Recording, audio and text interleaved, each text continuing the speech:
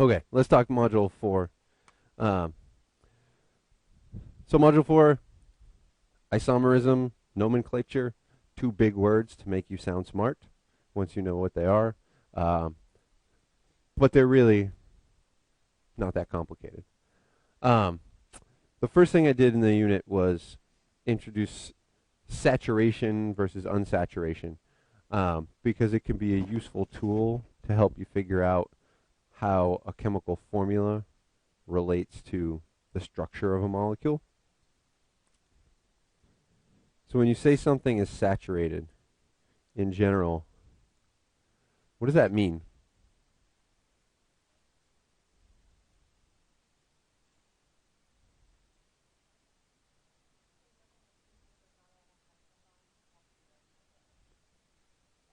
Oh, so you may have heard this in the context of fats. Actually, saturated fats. These are the unhealthy fats, actually, or less healthy fats. Um, unsaturated fats are actually more healthy.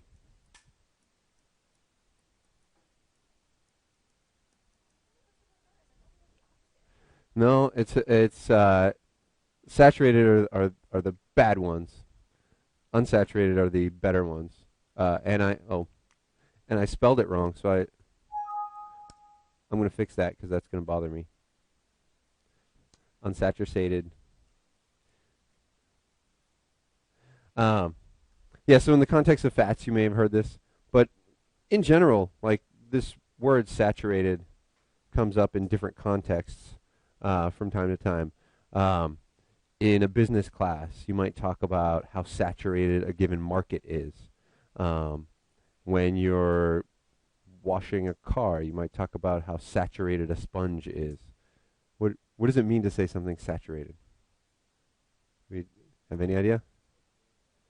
All right, a saturated sponge would be really wet. In business, a saturated market would be one where everyone already has the thing you're trying to sell. Okay, um, so saturated means that it holds as much as it possibly can.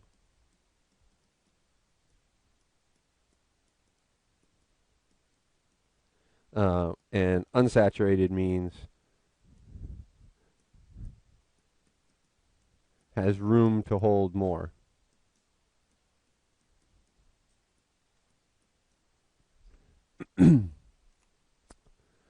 So, in to go with the business analogy, if you say the market is already saturated, that means you're going to have a hard time selling the thing you want to sell because everyone already has one. Um, whereas if it's an unsaturated market, that means you can find people who don't have it to sell it to already. Um, but in chemistry, what we mean when we talk about saturated versus unsaturated, we're talking about hydrogens. So how many hydrogen atoms um, the molecule holds.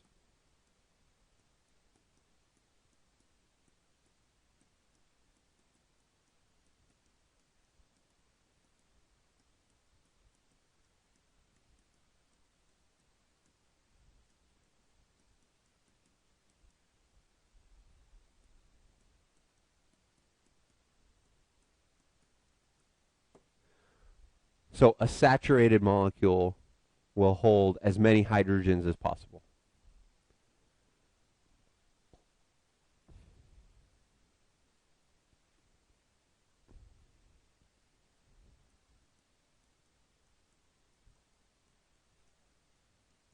So for example, some saturated molecules would be like C2H6.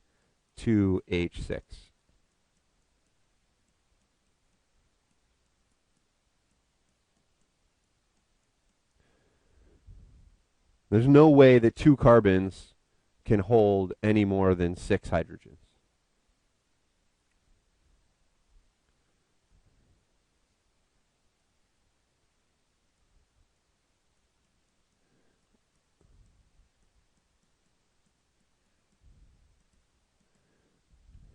Another example would be methanol, CH4O. There's no way for one carbon and one oxygen to hold any more than four hydrogens.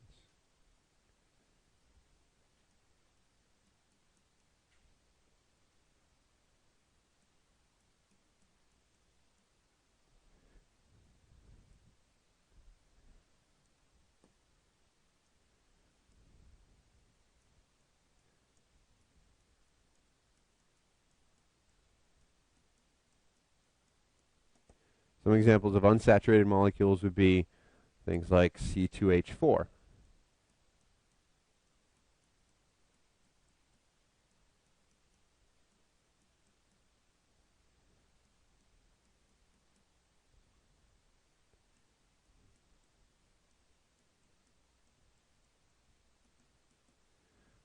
Or formaldehyde, CH2O.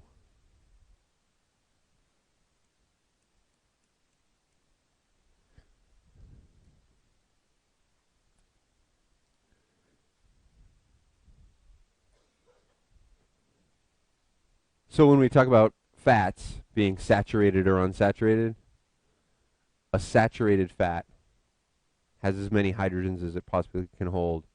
Unsaturated fats are going to have some room for more hydrogens.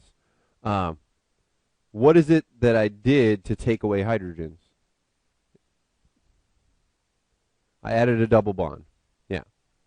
So in unsaturated fats, there are some double bonds. In saturated fats, it's all single bonds.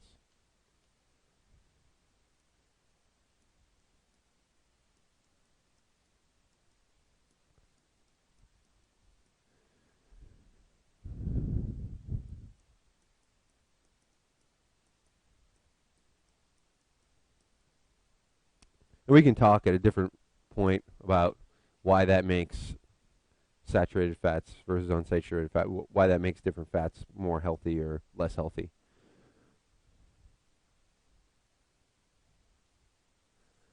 All right, so it turns out that there's this correlation between number of hydrogens on the atom and double bonds. And we can calculate what we call the unsaturation number. So this is basically a bookkeeping method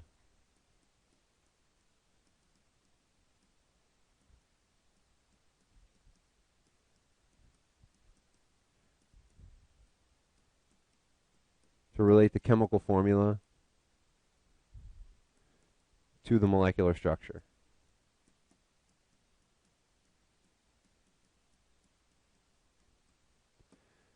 Some of you would have derived this formula when you worked through the packet. Some of you might have looked up this formula. But the unsaturation number for a molecule is going to be 2 times the number of carbons plus 2 plus the number of nitrogens minus the number of hydrogens minus the number of X here stands for halogen. So X is fluorine, chlorine, bromine, or iodine. All that divided by 2. So it's this mathematical formula we can apply to tell us what the unsaturation number is.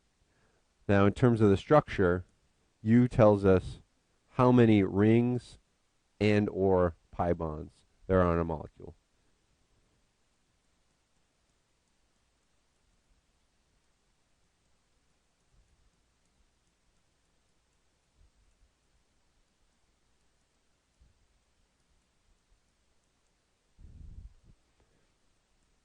And pi bonds you'll learn more about in Module 5 if you haven't gotten there yet. But a pi bond is the second bond of a double bond or the second and third bonds of a triple bond.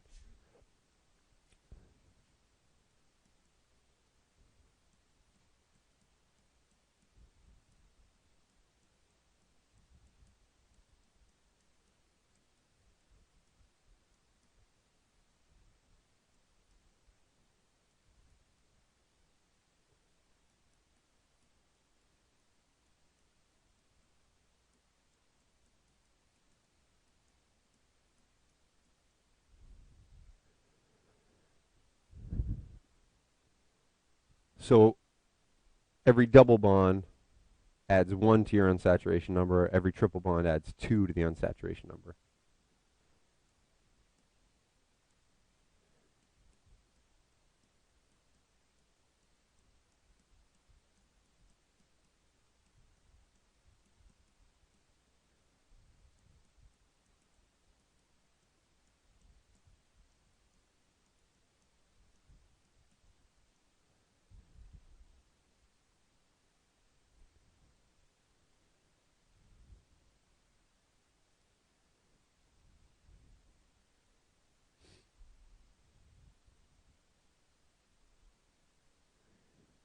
So when you look at a structure, you should be able to relatively quickly determine what its unsaturation number is, because you're just counting these extra bonds and the rings in the molecule.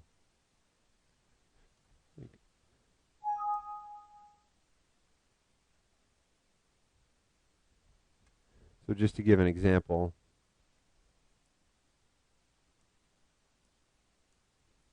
or to give a couple of examples,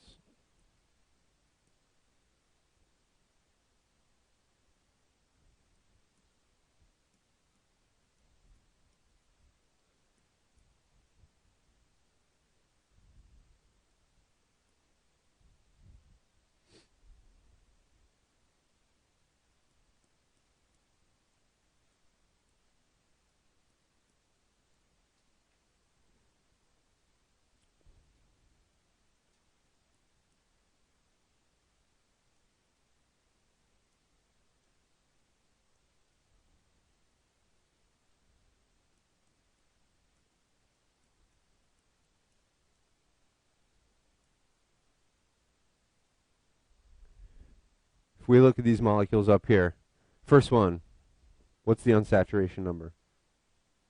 1, because it has one ring.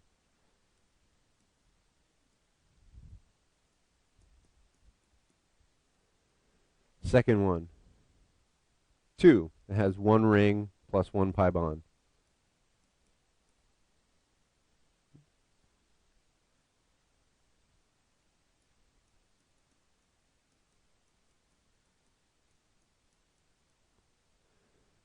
This third molecule, 0. That's a completely saturated molecule.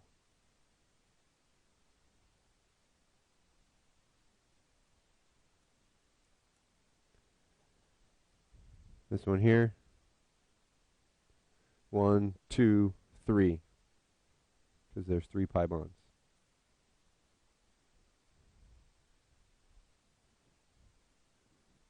This one here, well, it's got 2 rings, plus it's got these 2 pi bonds.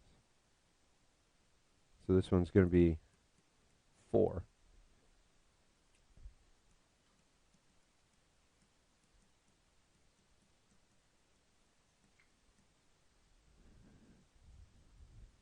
And that last one, 1. It's got the 1 pi bond.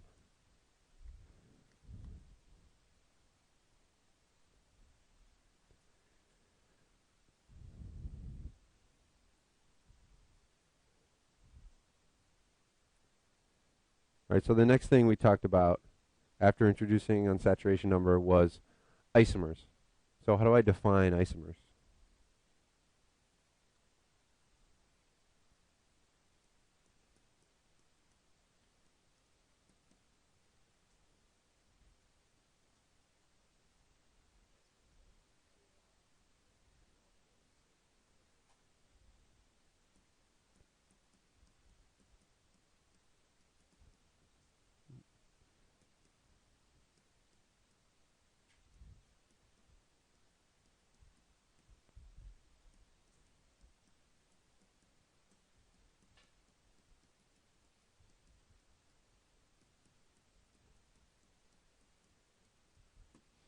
Same chemical formula, different structure, meaning they're different arrangements of the same atoms.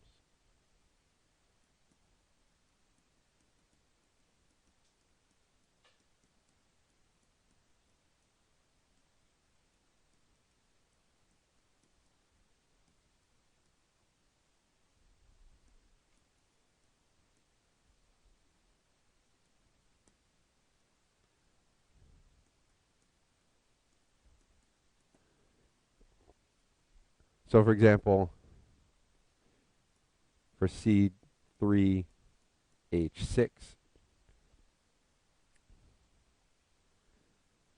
I can apply my unsaturation formula to this. It's going to be 2 times the number of carbons, which is 3, minus, plus 2, So going back to the formula, 2 times carbon plus 2. I don't have any nitrogens. I don't have any halogens, any X's. So I just have to subtract the number of hydrogens. So it would be 2 times 3 plus 2 minus 6 divided by 2, which gives me an unsaturation number of 1. Well, there are 2 different ways I could have an unsaturation number of 1. Bless you. What's one way I could have an unsaturation number of 1? A double bond.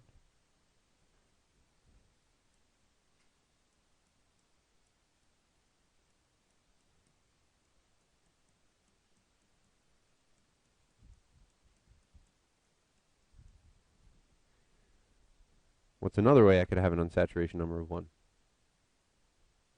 A ring.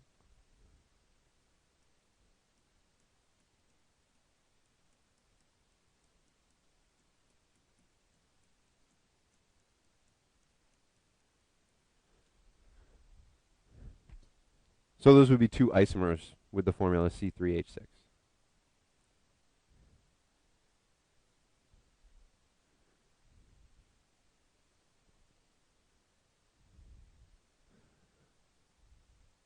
So notice how we just used the unsaturation number to help us draw the isomers. As we said, if it's an unsaturation number of 1, how many different ways can I do that? So the unsaturation number can be a tool for us to come up with different isomers. Of course, the formula can be more complicated and we can still make it work. So for example, if I say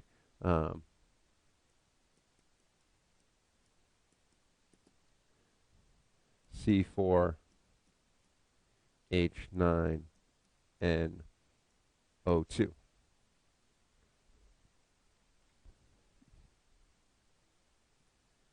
Go ahead and find the unsaturation number.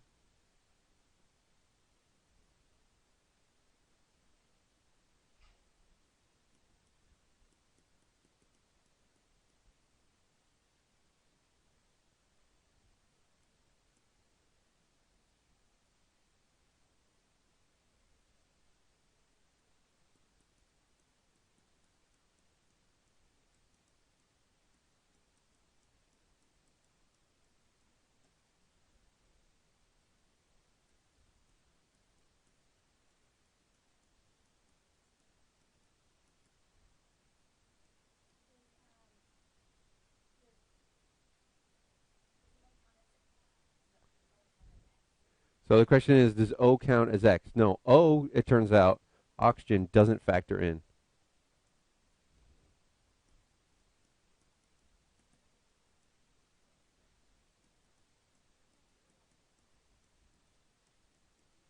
And this O here means oxygen.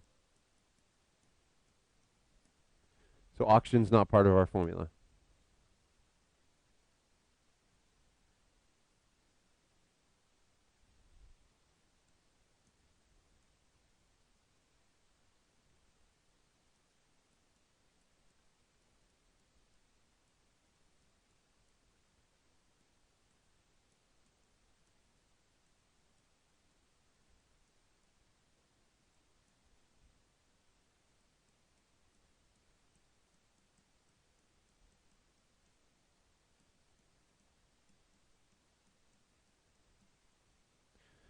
So if you're going to draw different isomers with the same formula, once you've calculated the unsaturation number, you want to make sure that nitrogen makes, how many bonds does it like to make?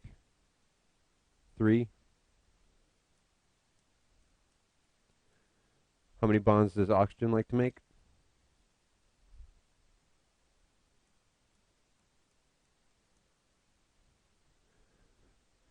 So make sure that each nitrogen makes 3 bonds. Make sure that oxygen makes 2 bonds. Make sure your structure has the correct unsaturation number. And if you follow those, then whatever you draw should be a valid structure. If your nitrogen is making, say, 1 bond to carbon, how do you fill in the other 2 bonds? With hydrogen.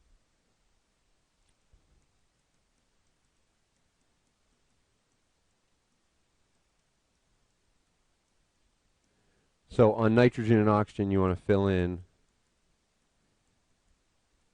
H's as necessary.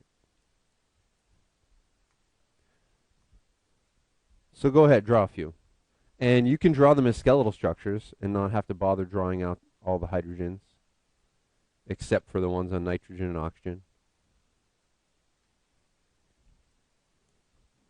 The beauty of unsaturation number is you shouldn't have to count your hydrogens.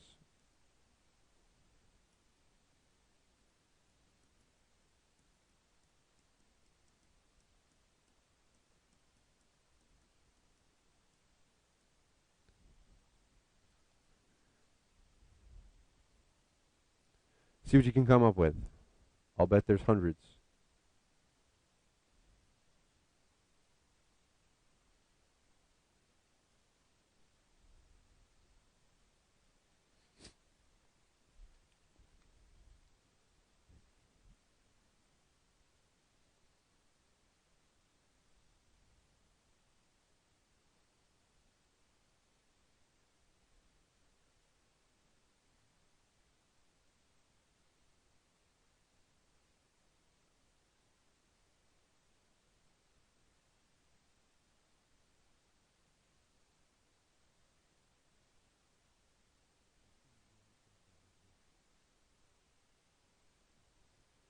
You should be drawing structures with one pi bond or one ring, because the unsaturation number here is 1.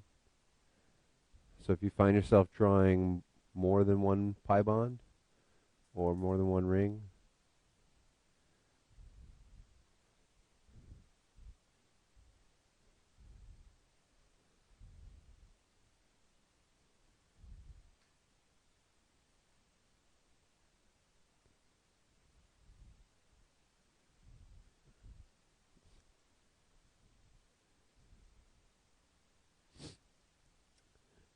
remember only 2 bonds for oxygen. So if oxygen has a double bond, there's no hydrogens on it.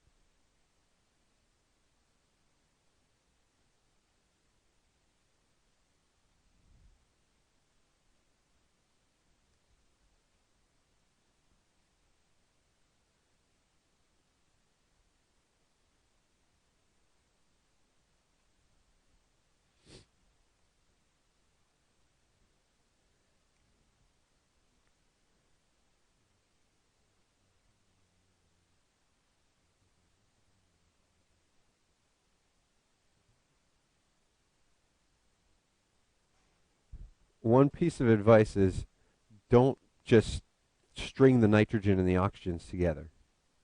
Integrate them into the structure. One thing I've seen in a lot of structures is people will just kind of throw the nitrogen and the oxygens in there like as NO2 without really specifying how they're bonded. Do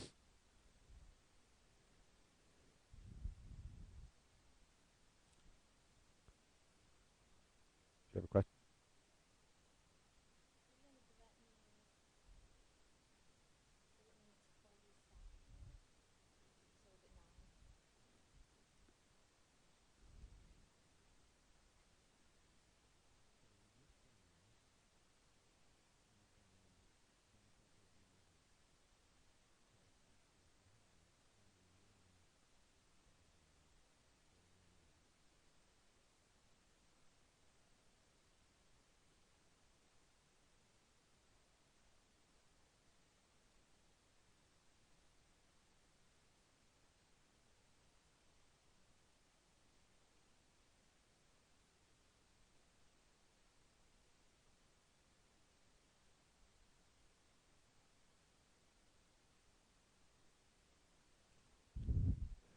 All right, I gathered up some of the answers, some of the structures that were drawn, and just want to go through and see which ones make sense. how we might make some fixes on some of them. All right. First one up here. Let's up on the left here. Unsaturation number. Does it have 1 degree of unsaturation? Yes. It's got a ring. It has 1, 2, 3, 4 carbons. That's correct. It's got a nitrogen and 2 oxygens. That's correct. So this structure should be fine. I might change it slightly by just being more explicit about what this NOH means. And just showing a bond here to go to the OH. But that's a valid structure. We'll see that, having nitrogen and oxygen bonded in this way, probably not something we're going to see at any point in the course. It's not one of our common functional groups, but valid structure for an isomer. Second one, to the right there. Does it have 1 degree of unsaturation? Yes, it's got a double bond. It has 1, 2, 3, 4 carbons. It's got a nitrogen. It's got 2 oxygens. So, is it all good? Is there one thing we should fix? Yes, what is that? Nitrogen has 4 bonds here. So, I'm going to cross out the hydrogen there. So that nitrogen only has 3 bonds. And then it should work. Up here to the upper right, 1 degree of unsaturation. Yes. 1, 2, 3, 4 carbons. Yes. 1 nitrogen, 2 oxygens. Any way to fix that structure? Or anything wrong with it? Nope. This one's good. This one was good. This one, now that we fixed it, is good.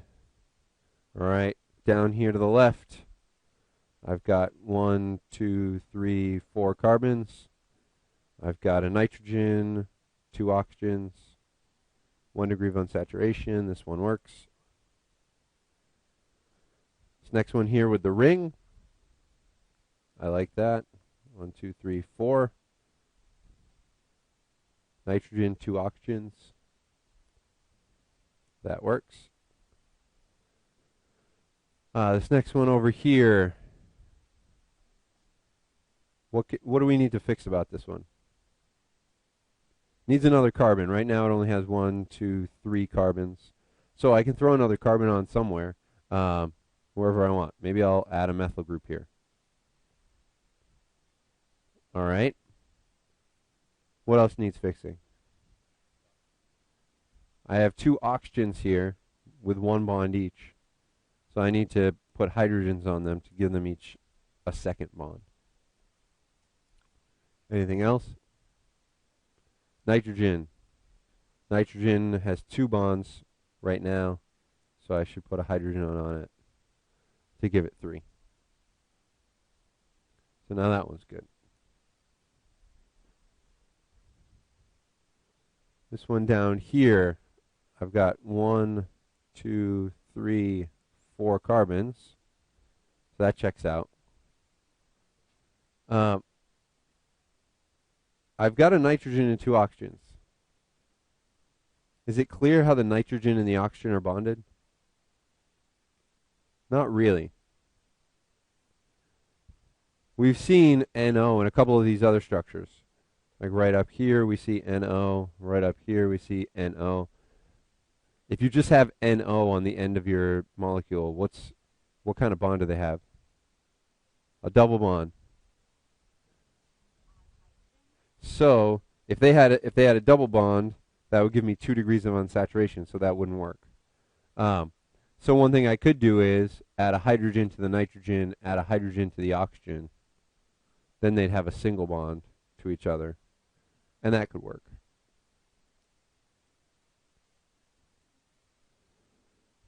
This one down here has 1, 2, 3, 4 bonds, 1 degree of unsaturation, has the two hydrogens, the two oxygens and the one nitrogen, so that one's good.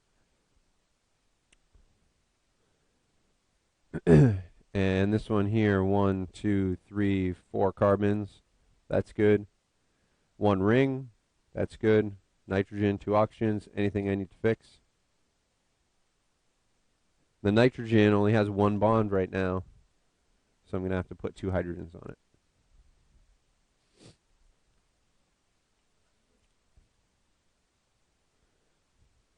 All right, so there we came up with 9 different isomers. There are probably hundreds, if not thousands, of correct answers to that. Some of them more likely than others. Of the molecules we have on the drawn on the board, most of them are actually unlikely to be particularly stable. The ones that have the functional groups that are on your list are probably the most likely ones. So maybe the one down here.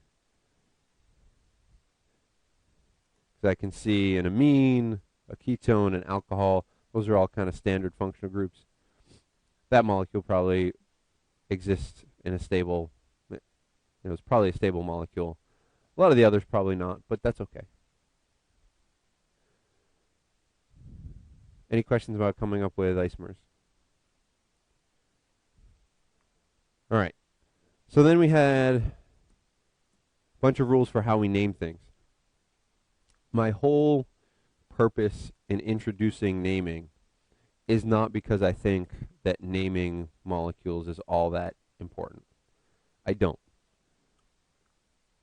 But what the naming rules do is they force you to think about molecules in a systematic way.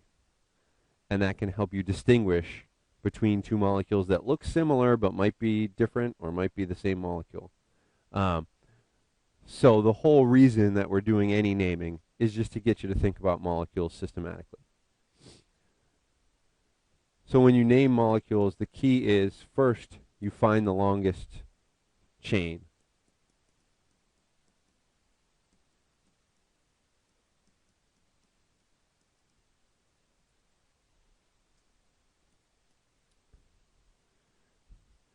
Once you find the longest chain, then you're going to identify all the what we call substituents. Those are just the things that branch off of the chain.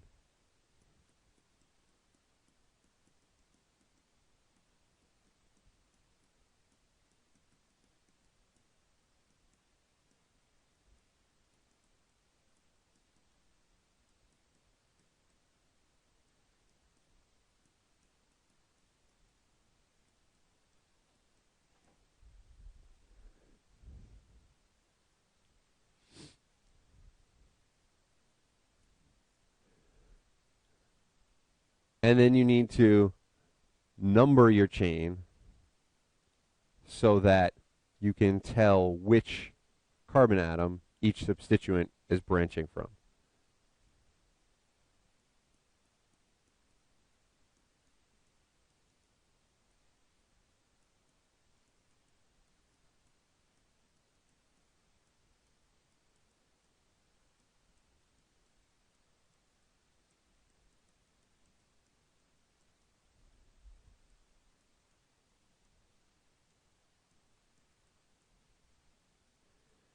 And here it's really important that you number in the direction that gives you the lowest number for the first substituent.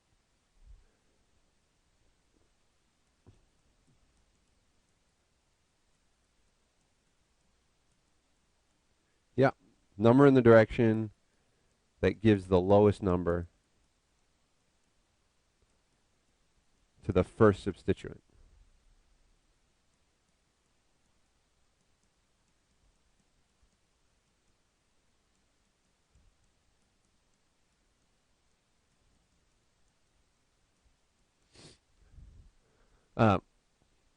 I'm not going to go through and list all the how many carbons goes with what root.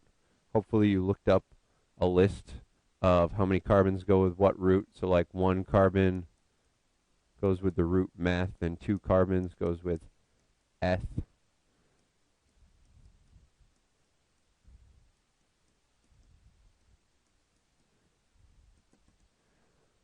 You can look up these lists. I don't know how they came about. Actually, I don't know who originally decided that these would be good indicators of how many carbons were in something. But you do need to look those up and use a list because everything gets named based on how many carbons are in it. So let's do an example.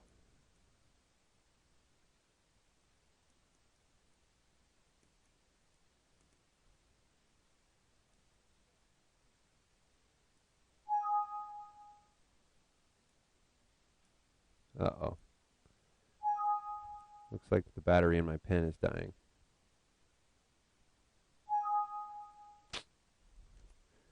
Let's see if I got it back up.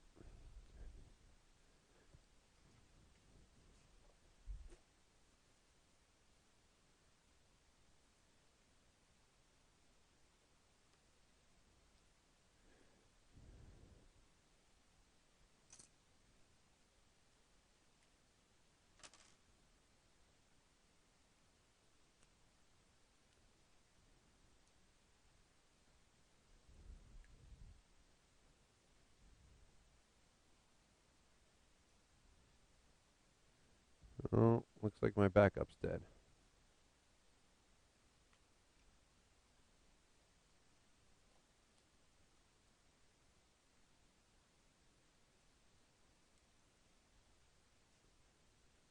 Oh, got it.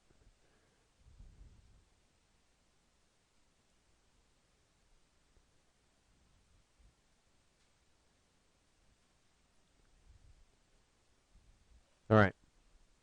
So here's my molecule. If I want to name this molecule, first I need to find the longest chain. So go ahead, find the longest chain that you can find in that molecule.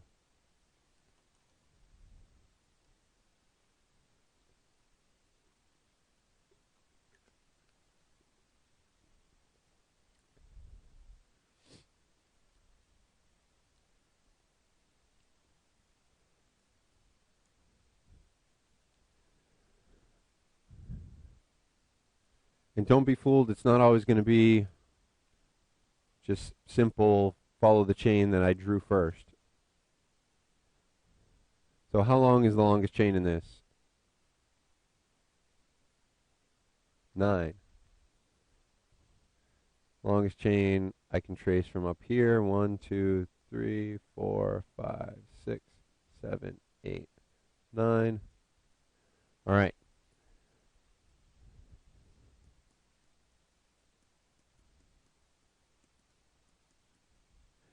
That tells me my name will end in nonane.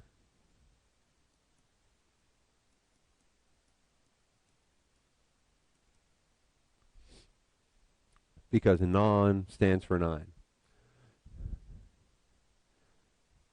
Now I have the question of how to number it. I've got to identify my substituents, I guess, first. So I see a substituent right here. I see a substituent right here. And I see another substituent down here. My two substituents that I circled in blue, how many carbons does each of those have? 1 carbon.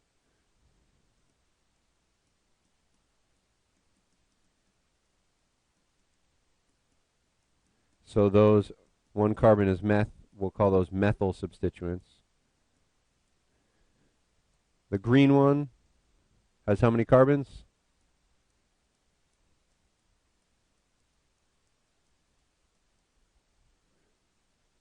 Oh, I wrote it up there, so I gave it away. So we're going to call that an ethyl group.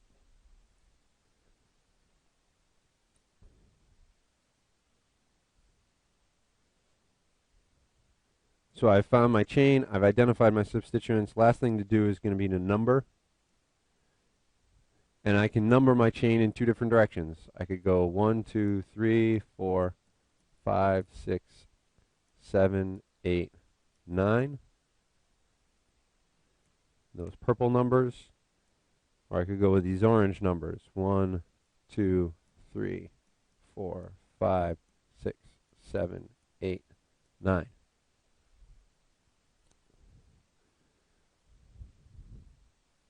So I need to choose the direction that gives me the lowest number for the first substituent.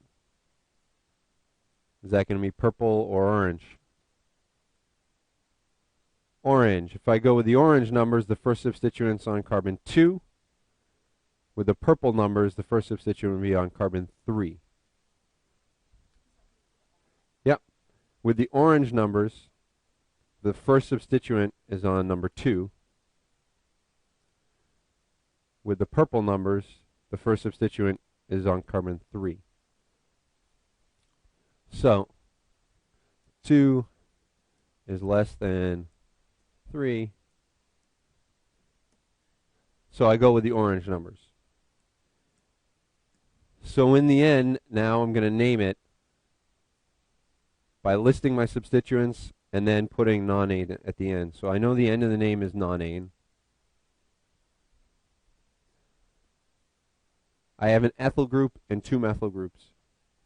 I'm going to put the 2 methyl groups together and call it dimethyl. And they're on carbons 2 and 7.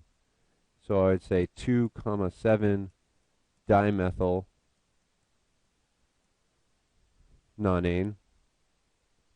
Then I need to say that there's an ethyl group on carbon 4. So I would say 4-ethyl 2,7-dimethyl nonane. I don't really care if you follow this convention, but the convention is to list the substituents in alphabetical order.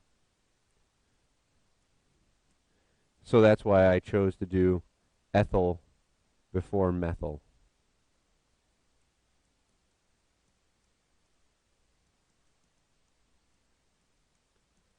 I don't think that's an important rule for us. I also don't think it's important whether you get the dashes and the commas right. I just care that you can identify the chain, name the substituents, and number correctly. And if you can do that, great. Question?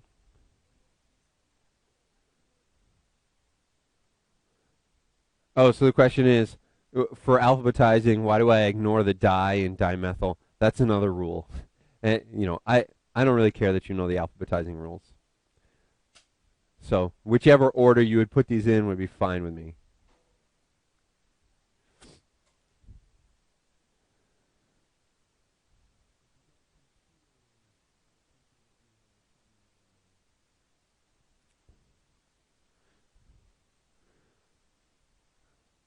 All right, so that's how you name alkanes, and you have a bunch of examples in the skill builder.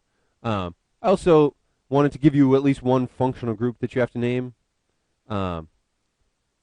It's only slightly more complicated. So if you're going to name an alcohol, what you would do is choose the longest chain that contains the alcohol.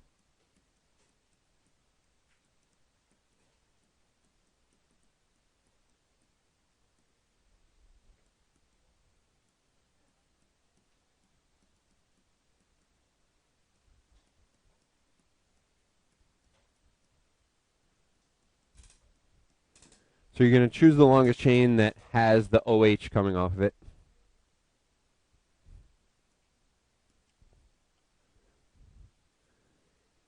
You're going to identify and name all the substituents.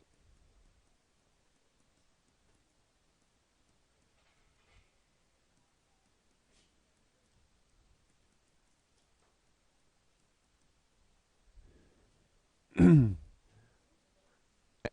then when you number, the difference is you want to make sure that the alcohol group gets the lowest number.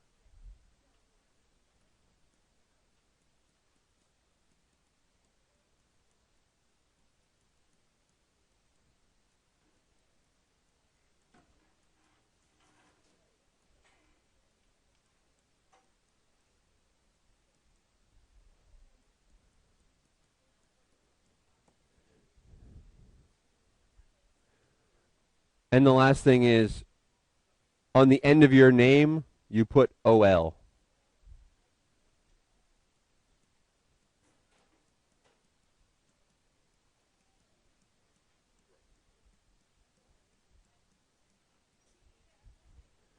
So since we're just about out of time, just to give a quick example.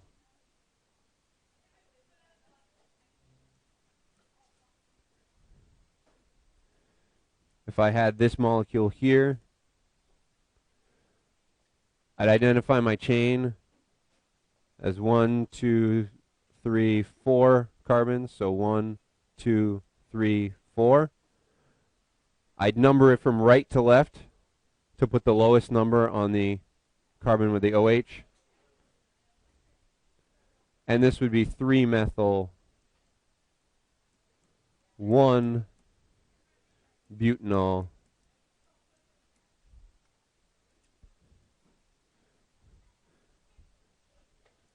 3 tells me I have a methyl group on carbon 3. The 1 tells me that the OH comes off of carbon 1. All right. Thanks, guys.